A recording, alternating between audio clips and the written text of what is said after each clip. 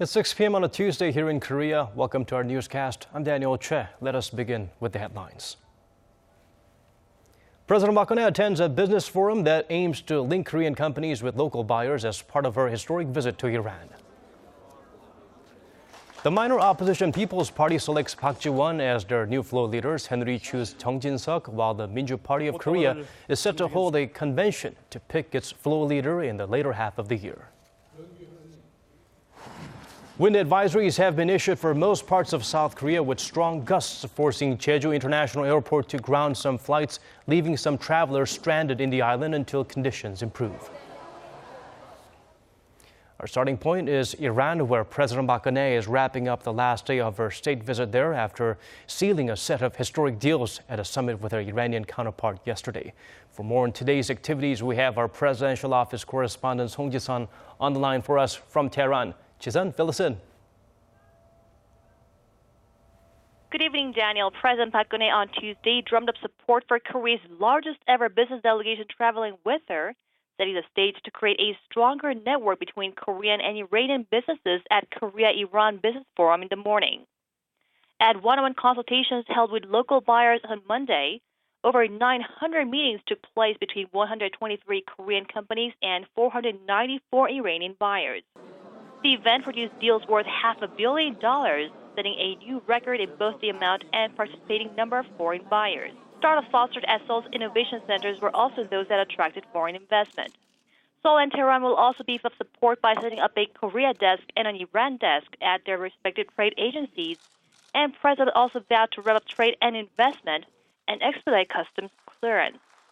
After the forum, as she always does when visiting a foreign country, the president met with a group of Korean residents living in Iran.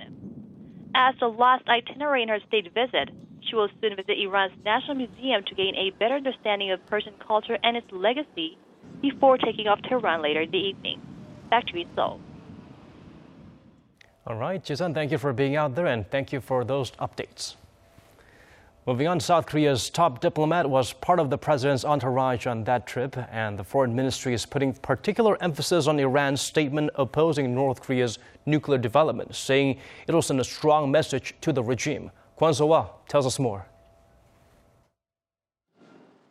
The South Korea-Iran summit is significant on a number of levels, but Seoul's foreign ministry sees particular value in Iran's stance on North Korea's nuclear weapons program.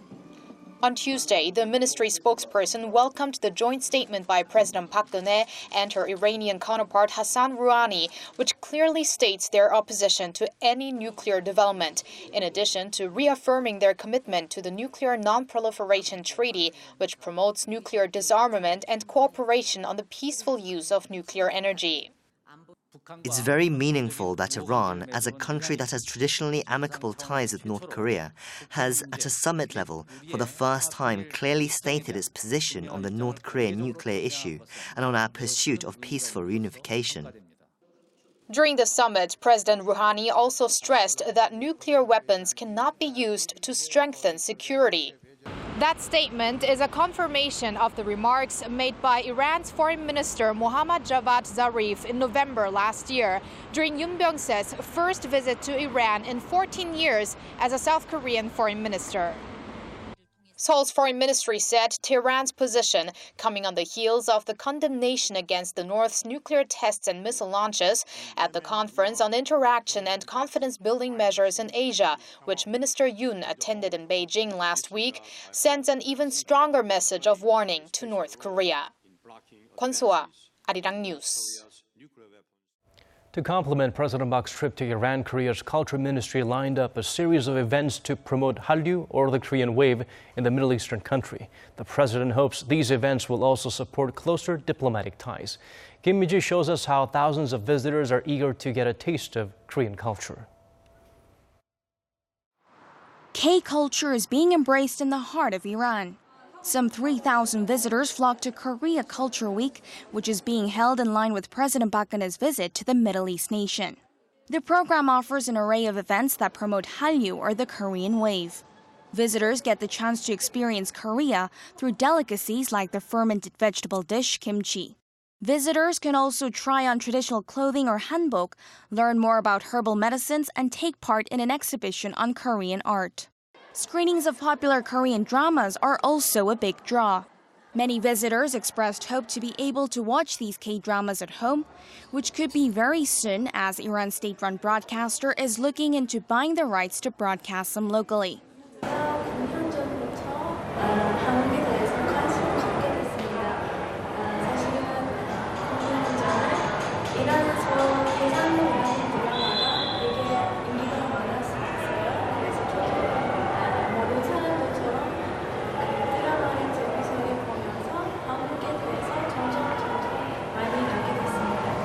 President Park Geun-hye also carried out cultural diplomacy during her visit, attending a concert by Korean and Iranian artists, as well as a demonstration of the Korean traditional martial art Taekwondo. 우리가 이렇게 두 나라가 소중하게 갖고 온 이 인연이 앞으로 더욱 발전하면서 또 양국 국민들의 우정이 더 돈독해지기 위해서 이것은 문화를 통해서 그렇게 갈 수 있다고 생각을 합니다.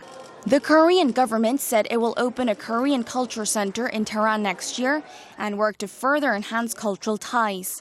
Korea will also build a complex, tentatively named K-Tower, in the capital to promote the Korean wave. The complex will offer classes on Korean language or Taekwondo and will also have Korean restaurants and shops. Kim Min-ji, Arirang News.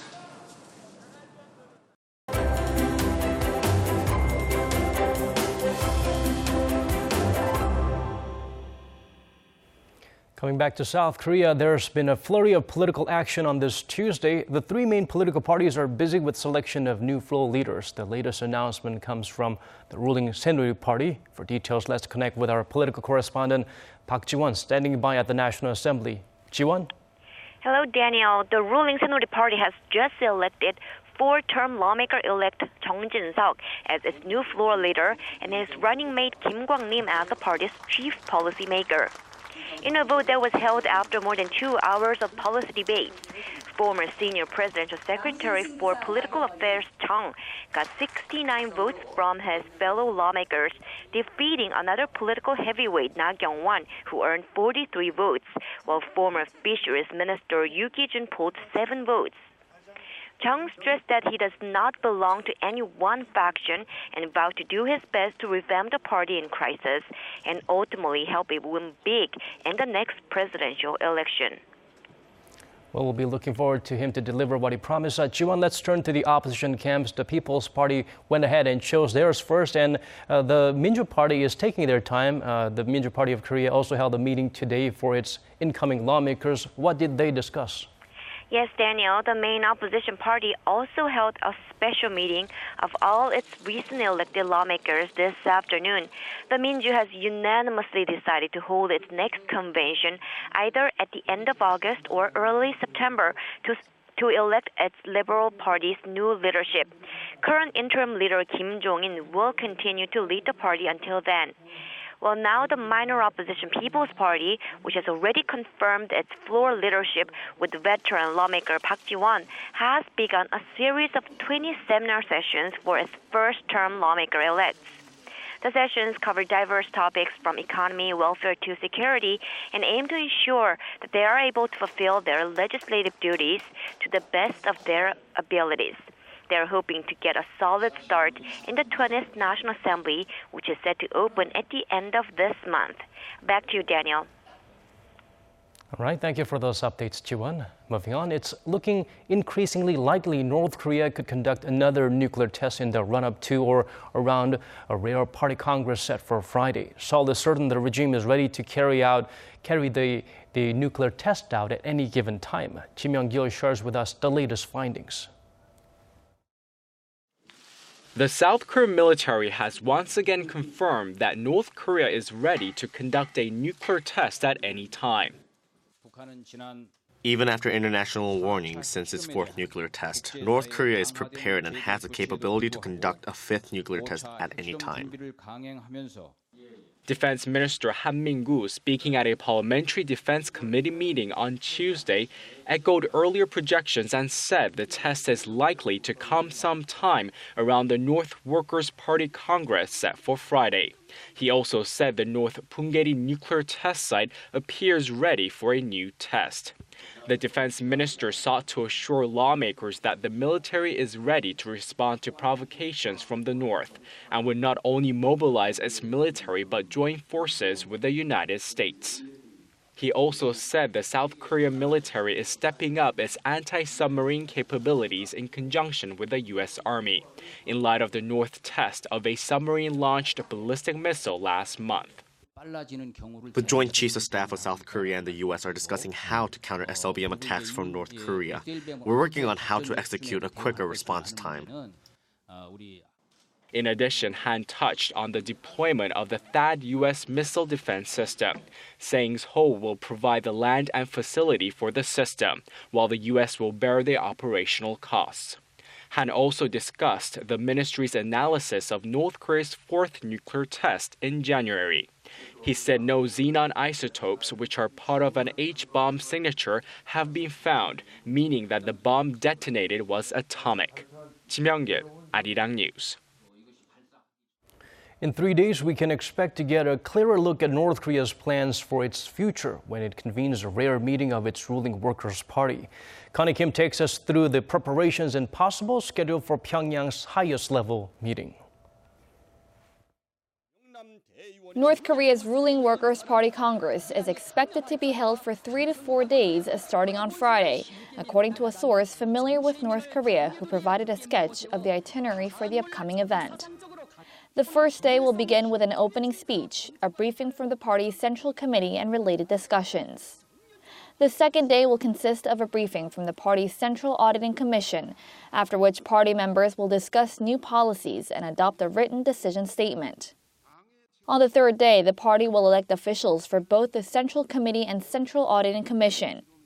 Because Day 3 falls on a Sunday, it's not known whether the event will proceed through the weekend or skip a day and continue on Monday.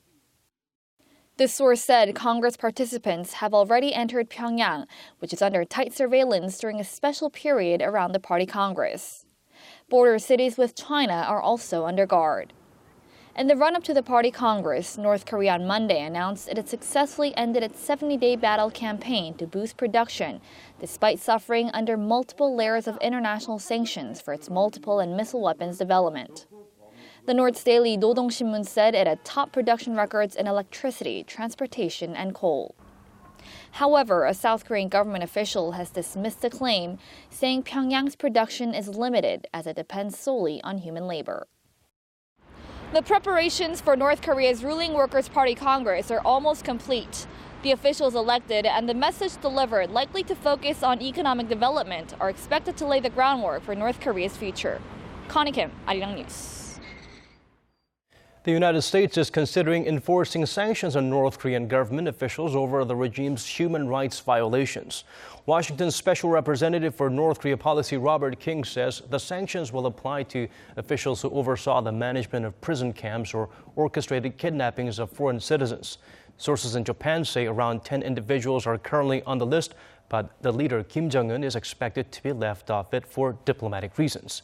If finalized, the sanctions will prohibit the officials entering the U.S. and freeze any assets they might have in American banks. South Korea's consumer prices are showing signs of stabilizing, growing in the 1% range for a third straight month in April.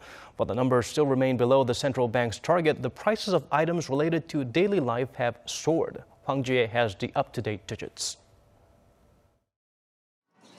Statistics Korea says consumer prices rose 1% last month from a year ago.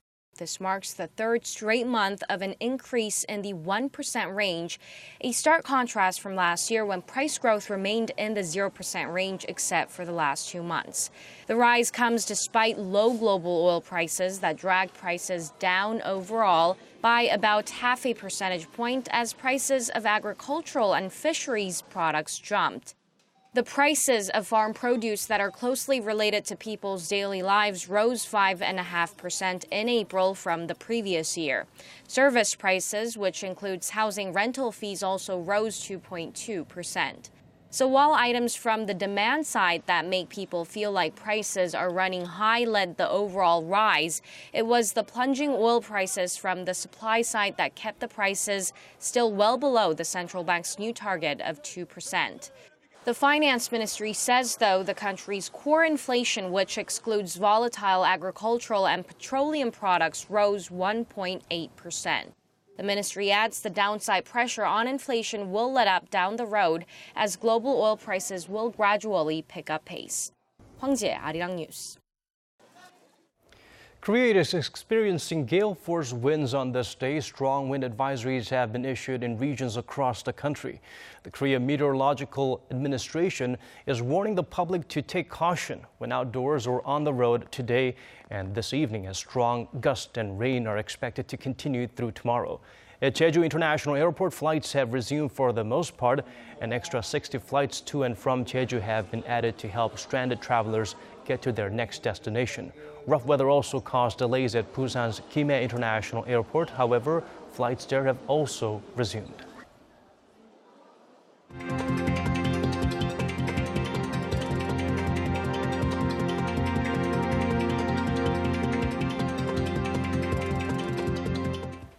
And that's it from us. Thank you for watching.